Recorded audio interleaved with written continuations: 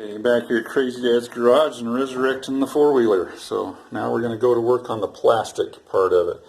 As you can see here, we've got a pretty nasty rip in this fender right here. It goes from all the way here over to the mounting hole, which is ripped out, and clear up here into the corner right there. And this chunk's also ripped out, but I think there's not going to be much we can do about that, so I just want to get all of this stabilized, plus it's got that side crack that goes over there. So I want to get all that stabilized and reinforced, take those zip ties out of it and fix it up. And then over here on the other side of it, around the mounting hole, we've got another tear in that one right there too, so I want to get that taken care of. Plus, for some odd reason, there's this whole row of sheet metal screws stuck in the thing right there. Don't know why, don't seem apparent that we need them, so they're coming out too. And I'll just leave the holes in there with them. But anyway, that's going to be our project. So first thing, I'm going to get the zip ties out and then clean the thing up and get these screws here pulled out of it. And at that point, then we'll be back. Oh, there we go, much better. So I got the zip ties out. Got it cleaned up, got the screws out of here. That's looking good. Got this side cleaned up, got the screws out of it too. So now one thing I'm going to do, I want to get better adhesion here, so I want to clean up all this stuff right here so we're down to good clean plastic. So I'm going to take something and scrape that, see if I can get that scraped clean.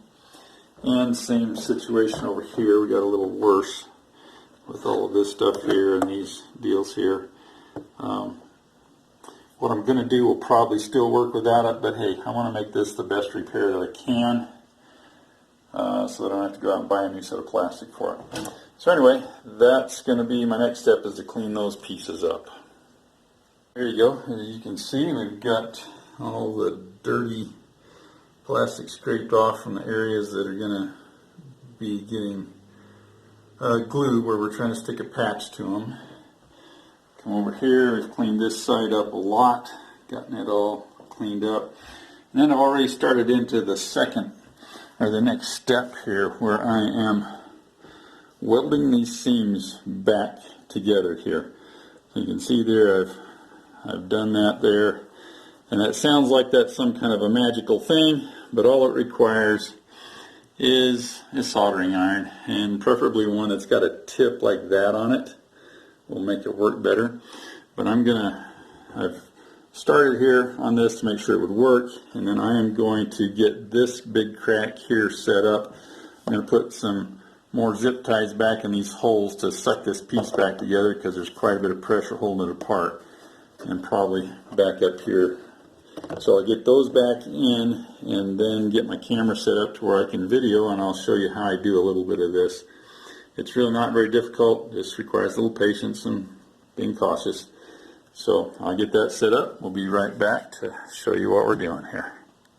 Alright, here's how it is done, and this is probably going to be kind of iffy trying to get it all on camera here, but first I got to get my gun warmed up a little bit, and then I'm going to put it there right on the crack of the plastic and start it melting, and it'll push up a little pile of plastic there as it melts into it. You want to be careful not to go all the way through so that you can preserve the looks of the front side of it.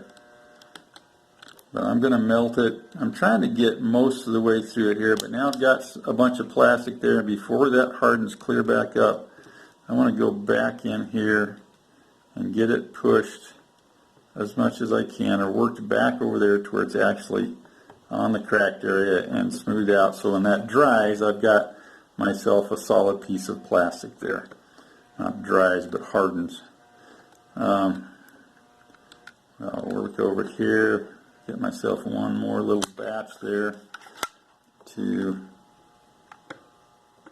get smoothed back out. And the smoothness isn't hypercritical here. It probably helps make it a little stronger, but these welds are not that strong anyway. What I'm really after is to get the plastic held in place so that when I put my window urethane patch over it, that it's in the right position so the crack looks uniform from the front side, and so that I don't have to be fighting it while I'm waiting for the urethane to dry. So I've actually tried doing this before. This works on car bumper covers and different things. Depends on what kind of plastic they are. Some of them are made out of a different kind of plastic, and it doesn't melt, it actually burns away, and so there's nothing left there to actually weld the joint back together when you're done with that kind of plastic. But this stuff, I think it's called a thermosetting plastic, so it's a heat formed one instead of like a catalyst formed one, like an epoxy.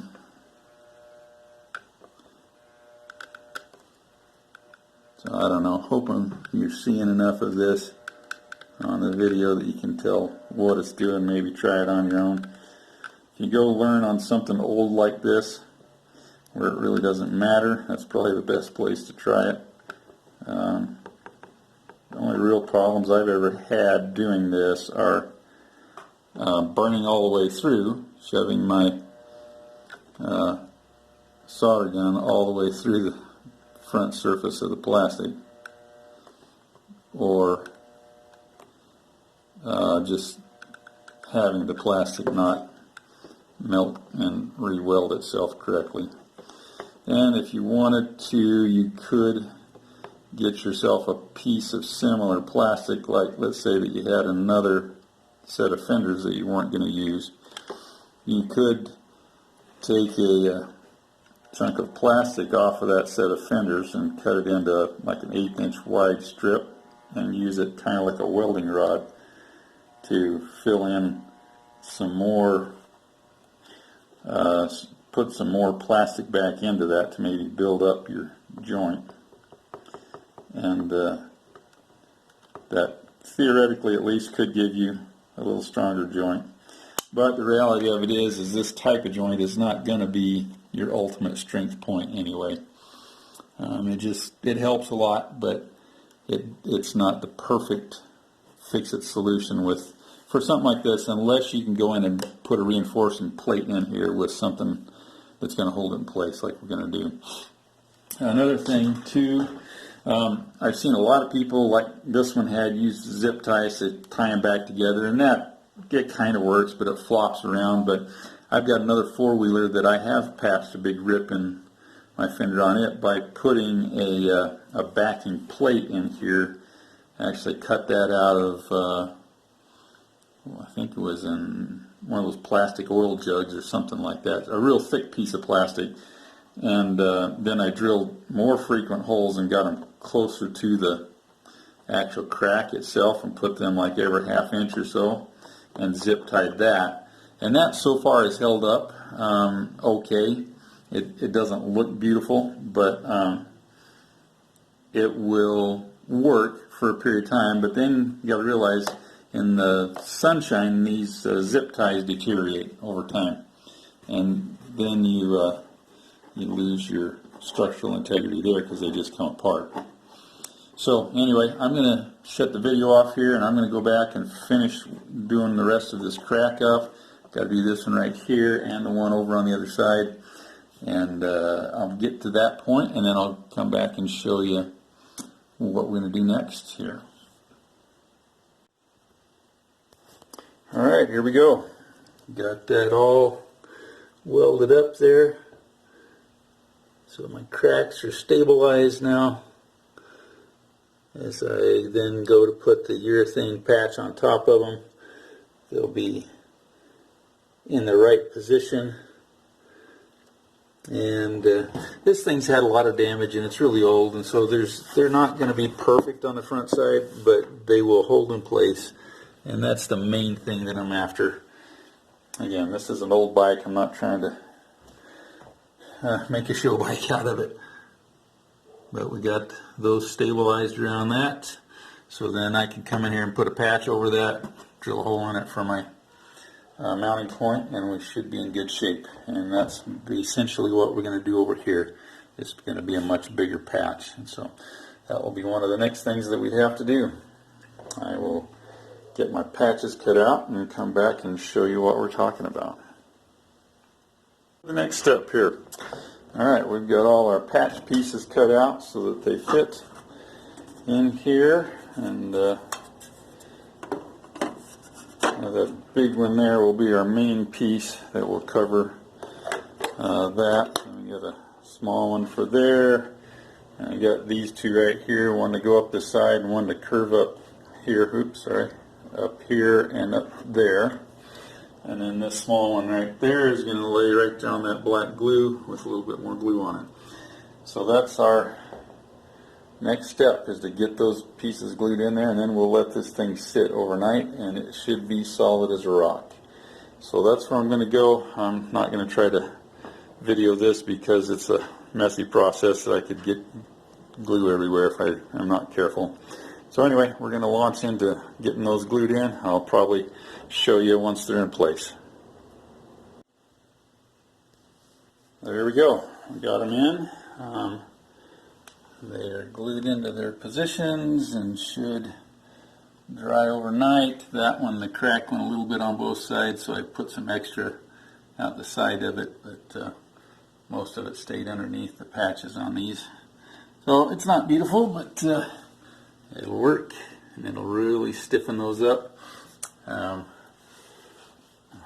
For what we're doing here, that'll be on the underside of that fender. Who knows, we might even get really fancy and spray some flat white paint on it just for the heck of it. But that will get that fender set up back to where it's functional again. That's what I'm after. And here's the repairs that we made on the front fender. These are a little more kind of difficult. There were a couple little broken tabs there where different things mounted, so we've reinforced those. That one we'll have to drill another hole in there to get it to work. And we came over here where these mount to the fenders, had a tear in the edge of the fender, so we put that reinforcement in there. And then around here, so we did, rather than trying to put a reinforcement around that, I just put a big blob of the stuff, and it should stick good and reinforce it. That was just a weird spot on the top side. It had been burnt from laying some hot metal on it of some kind. So we did that. This one over here, we put a reinforcement on one side where a big crack was, and then just kind of gooped some in there to reinforce that around those edges of that bolt hole too. I think those will work, but that'll be the extent of our patching stuff, and none of this stuff will show up on the outside of the fenders except for the one spot where we had a big hole over here, and I have kind of brought it up a level with things there and then smooth it off a little bit so that it's not going to be pretty, but should work. So there we go. So that's the story of fixing the fenders on the four-wheeler that we're working on here, and we'll give you another shot of them once we get back to bolting them in place. Yeah, we just threw a little bit of flat white paint on there to make it not quite so obvious that we have the repair on it. It hides it a little bit. It's not really a big deal, but going to make the whole finished product a lot better and a little less in your face, I guess would be the correct thing to say there. Just thought I'd throw that in there before we get ready to put them back on. What that plastic looks like now that it's repaired and put back on the bike. We had to get creative in a few places and make sure that our bolt mounting spots were fixed here on the white plastic because they were torn out. So you remember our repairs on the underneath on these cracks here, and this one over here was really the whole base of the hole was broken out, so we put those fender washers on there to spread it out, and then down underneath they were sitting, there we go, you can kind of see that, they were sitting way high off of the mounting bracket there, so what we had to do was cut a piece of rubber hose in there, put some flat washers on top and below it to act as a bushing. But what that has done is now we've got that fender stiffened up there to where the whole thing's on there, and it's really rock solid now. And that really solved our problems. Before, everything was just flopping in the wind. But we've got all that done. We had to find bolts everywhere. This bolt down here was missing. I think I showed you the two up under here that hold that inner flap to the frame. They were missing. So we've been through our huge bolt collection over there on the floor trying to find what we need. But we've got it. Got a bracket built here on the gas tank, and that bolted down. I can't remember if I showed you that in another video, but this bracket down here was missing, so we had to make that to hold the tank in place. And I think that's everything I probably need to show you on this one right here on the front. So it's all back together on the front plastic, and we'll start working on the back one now and see how it goes. There we go. We have the plastic back in place, all of it. It's fit pretty nicely. This back piece, interestingly, it has two tabs that stick in some grooves down here, and it only has those two bolts on the fenders holding it in place. So, but it worked out. Again, the thing's not pretty, but it's functional for an old bike. I don't have to go buy new plastic, and we'll be able to get out and ride it and have a lot of fun with it. So there we go. Give you a walk around here of the final look of everything. Yeah, we're going to look at getting a new seat cover on it, but I want to get it completely running first so that we don't waste our money on something that we shouldn't be wasting money on. But it's looking pretty good. So there we go. Excited about it. We still got a little bit of work to do on the engine to get it ready to go, but I think we're going to have ourselves a nice bike. Check it out, guys. It's running. Woo-hoo!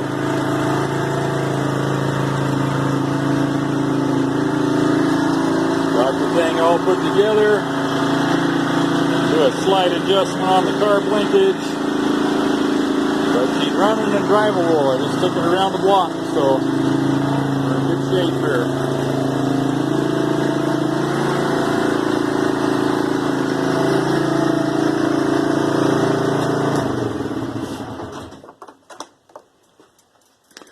And there we have it. I think that's going to be the wrap up on this episode of another Crazy Dad's Garage Will It Start series. Will the four-wheeler start this time? I think we proved that we could do it. So we've got her all put together there, and we're going to have ourselves a fun little bike. Yeah, there's a couple other things we'll do with it. But again, this is just one for my kids to play around with and enjoy. And so we're not going to go crazy on it, but as it felt like it drove, we have a pretty solid little bike there. So very excited about that. Anyway, good to talk to you. Hope you enjoyed the series. We'll talk to you again another time on another episode of Crazy Dad's Garage.